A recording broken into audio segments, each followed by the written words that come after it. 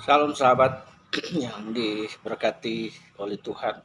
Saya ingin membagi sebuah kisah perdebatan antara Martin Luther dan Zwingli. Mereka dipertemukan di sebuah kota, lalu di sebuah bangunan. Luther duduk pada satu ujung meja dan kemudian Zwingli juga duduk pada satu ujung meja. Perdebatan mereka tentang perjamuan kudus. Nah, di sini ada yang setuju dengan doktrin atau paham transubstansi dan konsubstansi. Ya, ada bahwa roti dan anggur hanya menjadi lambang, tetapi ada juga transubstansi bahwa roti dan anggur itu benar-benar tubuh dan darah Yesus. Mereka duduk pada masing-masing ujung meja dan berdebat di situ. Dan di akhir perdebatan itu Zwingli memberikan jabatan tangan dan sebagai rasa hormat kepada Luther, tapi Luther menepis dan tidak menjabat tangan dari Zwingli. Zwingli tetap memanggil panggilan Dr. Luther sebagai panggilan akademik kehormatan kepada Luther.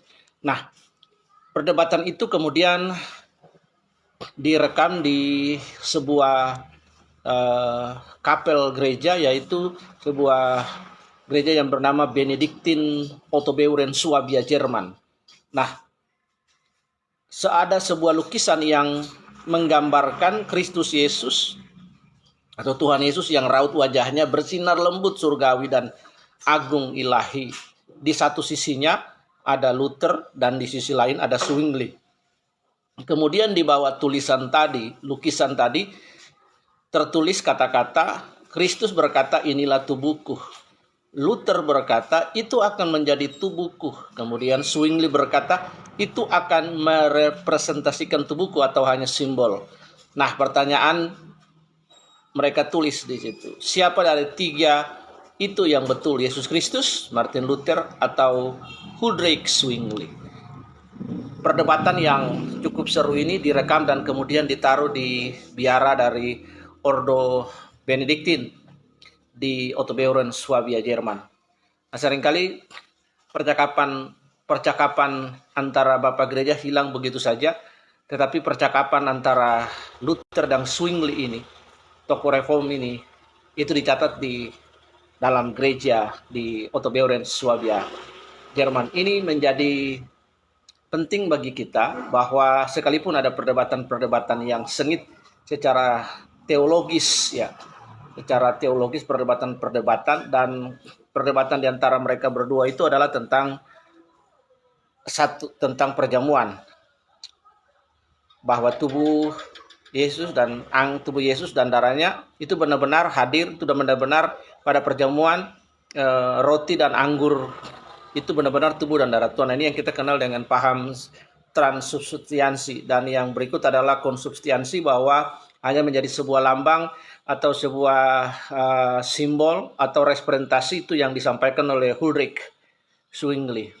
Nah, bagi saya pribadi yang posisi teologi saya percaya bahwa itu hanya merepresentasikan tubuh, maka saya berada pada pandangan dan pendapat apa yang disampaikan oleh Zwingli di situ. Saya tidak juga memiliki hak untuk menghakimi teman-teman yang lain yang percaya bahwa ketika menikmati perjamuan kudus itu tubuh, roti dan anggur itu benar-benar tubuh dan darah Tuhan.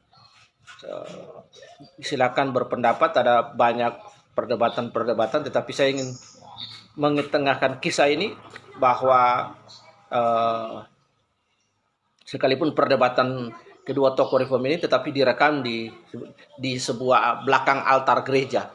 Itu artinya bahwa ketika seseorang maju ke depan, tidak membawa di depan mimbar, di depan altar, tidak membawa perdebatan, tetapi membawa kepenuhan Kristus, membawa berita Injil, membawa Kristus Yesus.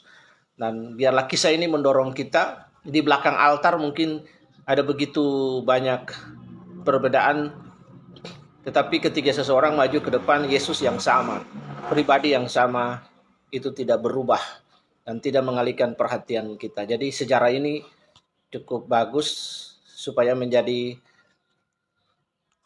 sebuah catatan sejarah bagi kita, bahwa di belakang mimbar mungkin saja ada perdebatan-perdebatan sengitan lain, tetapi ketika di depan altar itu maka pribadi dan pesona Kristus Yesus, solus Kristus itu harus diberitakan tanpa mengurangi hal apapun. Oke, Tuhan memberkati kita semua.